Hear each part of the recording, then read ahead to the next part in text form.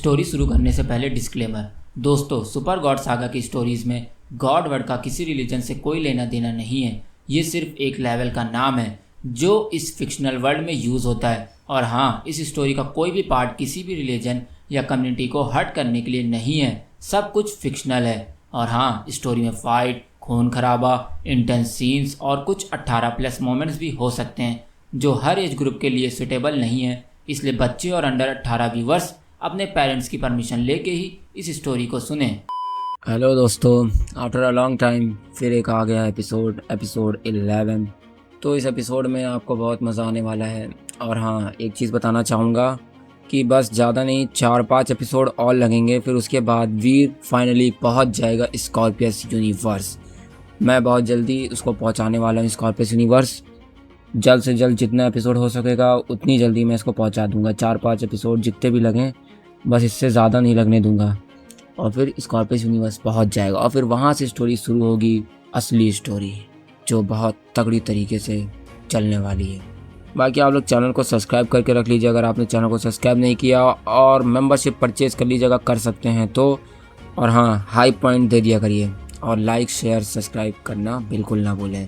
चलिए, अब बिना ज़्यादा टाइम वेस्ट करते हुए एपिसोड को शुरू करते हैं। Let's begin. इधर रिबेट प्लैनेट का ग्रैंड हॉल अब भी एकदम शांत था। क्रिस्टल वॉल से निकलती रोशनी ईशा के चेहरे को और भी काम दिखा रही थी, लेकिन उस कामनेस के अंदर एक गहरा बोझ छुपा था। वीर उसके सामने खड़ा था, अपनी आंखों में क्लैरिटी लेके, जैसे रेडी था हर जवाब के लिए। ईशा ने धीरे से अपनी नज़र उठाई और वीर को देखा। कुछ पल के लिए चुप रही, जैसे शब्दों को केयरफुली चूज कर रही हो। फिर उसने हल्का सा सांस लिया और काम लेकिन थोड़ी हैवी वॉइस में बोला, वीर, अभी तुमने मुझे सिल्वर फॉक्स के बारे में सब बताया, उसकी एवोल्यूशन और तुम्हारा वापस आना, लेकिन मैं अभी तक एक और बात के बारे में सोच रही थी। एक ऐसी बात जो मुझे अंदर ही अंदर परेशान कर रही है, ईशा कहती है। और वहीं वीर ने थोड़ा आगे बढ़कर पूछा, कौन सी बात टीचर? वीर सवाल करता है, जिसके बाद ईशा ने अपनी नज़र थोड़ा साइड में घुमाई, फिर वापस वीर पर टिकाई। उसकी आंखों में एकदम जेन्युइन टेंशन था। और फिर उसने बोला, वीर, मैं ये सोच रही हूँ कि तुम्हारे जाने के बाद इस जीन यूनिवर्स को प्रोटेक्ट कौन करेगा, सुपर जीन कम्युनिटी का लीडर कौन बनेगा, और सबको जोड़कर एक साथ कौन रखेगा? ईशा कहती है, जिसके बाद हॉल के अंदर एक हल्की सी गुनगुनाहट गूंजी, जैसे क्रिस्टल्स ने उसकी बात को एको कर दिया। और वहीं ईशा ने अपनी बात को कंटिन्यू किया, वीर, तुम तो अपनी जर्नी पे निकल जाओगे, तुम्हारा मिशन तुम्हें अलग अलग यूनिवर्सेस तक ले जाएगा, लेकिन यहाँ की रक्षा कौन करेगा? यहाँ के लोगों का फ्यूचर कौन सिक्योर करेगा? मैं इसी चिंता में डूबी हुई हूँ और इसी वजह से मैं चुप थी इतनी देर से और इस प्रॉब्लम के सोल्यूशन के बारे में सोच रही हूँ। ईशा यह कहने के बाद एक छोटा सा पॉज लेती है और फिर सीधा वीर की तरफ देखते हुए बोलती है, वीर, इसलिए मैं तुमसे पूछना चाहती हूँ, क्या तुम्हारे पास इसका कोई सोल्यूशन है? हो तो बताओ मुझे। ईशा की वॉइस एकदम क्लियर थी, लेकिन उसके टोन में एक टीचर का सीरियस कंसर्न भी था, जैसे वो सिर्फ वीर की स्ट्रेंथ नहीं, उसकी मैच्योरिटी और डिसीजन मेकिंग को भी टेस्ट कर रही हो। खैर, इधर हॉल एकदम साइलेंट था। क्रिस्टल लाइट बस उन दोनों पर गिर रही थी। वीर उसके वर्ड्स को सुन के थोड़ा सीरियस तो हो गया था। उसके चेहरे से एकदम क्लियर था कि ये क्वेश्चन सिंपल नहीं है, ये एक जिम्मेदारी का सवाल था। इसलिए ईशा का सवाल वीर के दिल तक उतर गया था। वो एक पल के लिए चुप खड़ा रहा, उसकी आंखें थोड़ी सी नीचे झुकी, जैसे वो अंदर ही अंदर कुछ कैलकुलेट कर रहा हो। उसके चेहरे पर एक काम एक्सप्रेशन था, लेकिन अंदर से वो डिसाइड कर चुका था। इसलिए कुछ सेकंड्स के बाद वीर ने अपनी नज़र उठाई और एक हल्की सी मुस्कुराहट के साथ बोला, टीचर, मैं जानता हूँ कौन ये जिम्मेदारी उठा सकता है, और वो कोई और नहीं, मेरा बड़ा बेटा केयांश रहेजा है। यानी कि मेरे जाने के बाद वही जीन यूनिवर्स का सेकेंड ह्यूमन गॉड बनेगा और सुपर जीन कम्युनिटी का नेक्स्ट लीडर बनेगा, और फिर आगे चल के उसके लड़के लीडरशिप संभालेंगे, वीर कहता है अपनी टीचर ईशा को देखते हुए। और वहीं ईशा ने ध्यान से वीर की आंखों में देखा। उसके वर्ड्स में कॉन्फिडेंस था, जैसे ये फैसला रैंडमली नहीं किया गया बल्कि एक्सपीरियंस के बाद लिया गया हो। खैर, इधर वीर ने थोड़ा मुस्कुराते हुए आगे बोला, टीचर, मैं ये इसलिए कह रहा हूँ क्योंकि मैं फ्यूचर से होके आया हूँ। मैंने आपको पहले ही बताया था और मैंने देखा है क्यांस का कल। मुझे पता है वो इस जिम्मेदारी को ज़रूर पूरा करेगा, वीर कहता है। और वहीं ईशा कुछ देर चुप रही। उसके चेहरे पे सोच का साया था, जैसे वो हर एंगल से वीर के फैसले को तोल रही हो। फिर धीरे से उसने अपना सर हिलाया और काम वॉइस में बोला, वीर ये डिसीजन बिल्कुल सही है। अगर तुम फ्यूचर देख कर कह रहे हो तो मुझे तुम्हारे फैसले पर कोई शक नहीं है। मैं इसमें तुम्हें पूरा सपोर्ट करूंगी। इसलिए हम क्यांस को अगले ही महीने लीडर बना देंगे, पूरे जीन यूनिवर्स के सामने, ईशा कहती है। और वहीं ये सुनकर वीर ने एकदम संतुष्ट होकर सर हिलाया।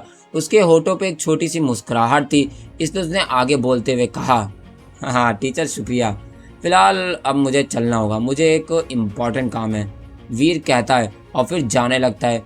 लेकिन तभी ईशा ने तुरंत क्यूरियस होकर अपना सर उठाया और फिर वीर को रोकते हुए पूछा, रुको वीर, कौन सा काम है तुम्हें, तुम इतनी जल्दी में क्यों हो?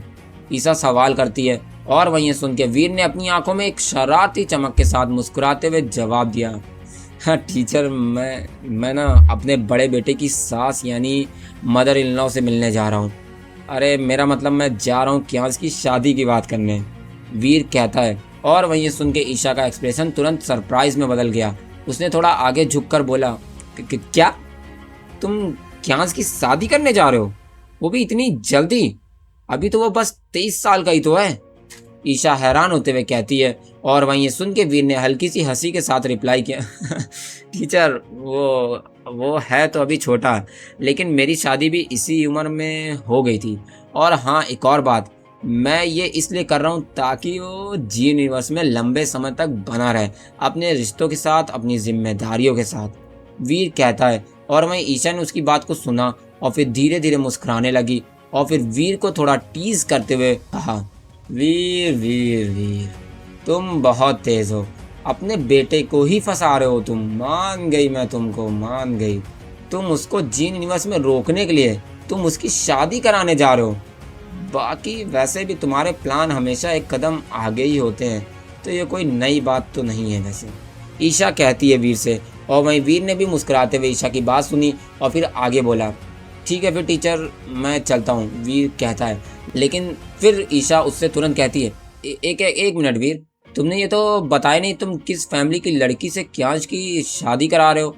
ईशा सवाल करती है। और वहीं वीर ईशा की बात सुन के कहता है, हाँ टीचर, मैं तो ये बताना ही भूल गया, मैं उसकी शादी अपनी दोस्त तान्या ओबराय की बेटी साव्या ओबराय से कराने का सोच रहा हूँ। और अभी मैं सीधा उसी के पास जाऊँगा और उससे क्यांश के रिश्ते के बारे में बात करूँगा, वीर कहता है। और वहीं उसकी बात सुन के ईशा कहती है, ओह अच्छा, वैसे ये बताओ ये लड़की है कौन से लेवल पे अभी इस वक्त? ईशा कहती है। और वहीं वीर ये सुन के कहता है, मेरे ख्याल से शायद वो इस वक्त एक हाफ डिफाइंड लेवल की वॉरियर है, लेकिन वो बहुत ब्यूटीफुल है और स्किल्स में भी अच्छी है। जैसे उसकी माँ है ब्यूटीफुल, वैसे वो भी बहुत ज़्यादा ब्यूटीफुल है और स्किलफुल भी है।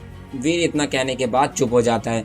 और वहीं ईशा ये सुन के मुस्कुराते हुए कहती, ओह अच्छा तो ये बात है, चलो ठीक है, फिर मुझे लगता है तुमसे वेट ही नहीं हो रहा, इसलिए तो अब तुम जाओ अपनी ब्यूटीफुल फ्रेंड तान्या ओबराय से मिलने और अपने बेटे के बारे में बात कर लो उनसे जाके और उसे फंसा दो इन शादी ब्याह के चक्करों में, ईशा कहती है। और वहीं वीर ये सुन के मुस्कुराता है और फिर एक स्नैप करते हुए रिबेट प्लैनेट से बाहर आ जाता है और फिर डायरेक्ट अर्थ पे टेलीपोर्ट करने के बजाय जीन यूनिवर्स का इंस्पेक्शन करने के लिए सफर करने का फैसला करता है। और फिर इस तरह वीर पूरा जीन यूनिवर्स स्कैन करते हुए अर्थ की ओर बढ़ता रहता है। हालांकि भी वीर अर्थ की तरफ बढ़ ही रहा था कि तभी एक सुनसान प्लैनेट पे उसे दो पावरफुल ऑरा महसूस होते हैं, जिसमें से एक जाना पहचाना ऑरा उसे महसूस होता है। इसलिए वो उस ऑरा को ट्रेस करते हुए उस सुनसान प्लैनेट पे चला जाता है। और फिर कुछ मिनट्स के बाद वीर उस दोनों ऑरा के बहुत करीब पहुंच चुका था।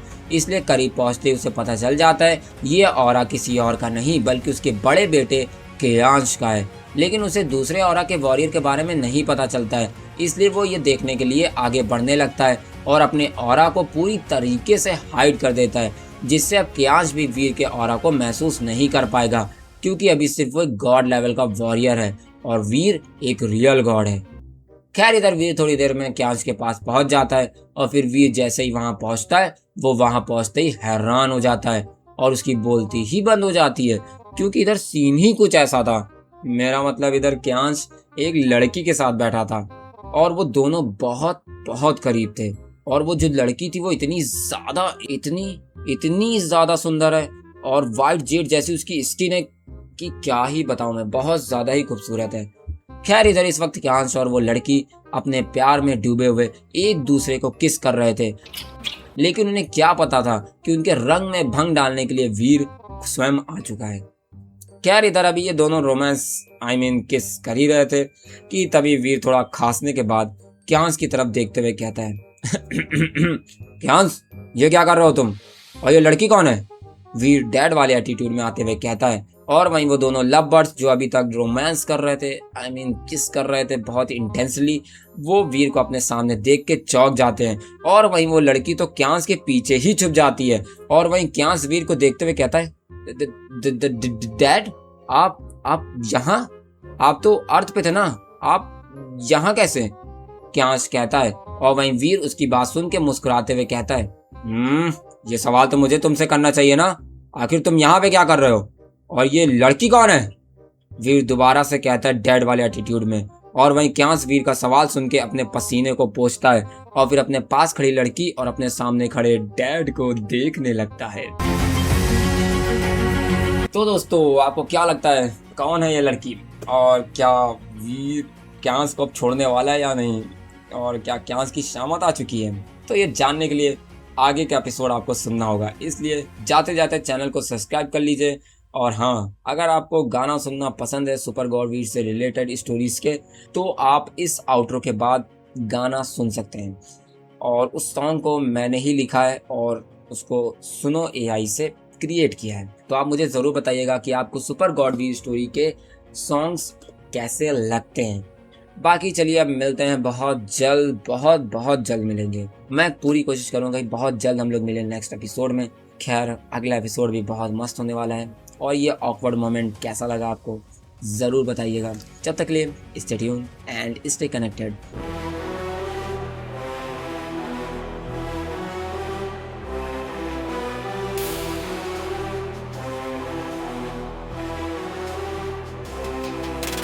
वीर से खड़ा है, आंखों में आग है, आया की तलवार दुश्मन के खिलाफ है। देवा का जोर जमीन हिला देगा, सेराफोन के पंख आसमां छुपा देंगे। एक साथ का दर्द अब ताकत बन गया है, क्राइंग आउट का अंधेरा अब टूटने वाला है। हम चारों साथ हैं, एक ही इरादा है, इस बार जीत हमारा वादा है।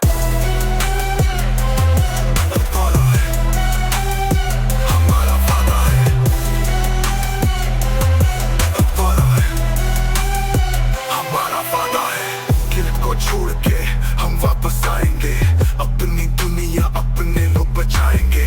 क्लाइमैक्स याद वो तेरा आखिरी दिन होगा, जब हम तेरे सामने आएंगे, जब हम तेरे सामने आएंगे।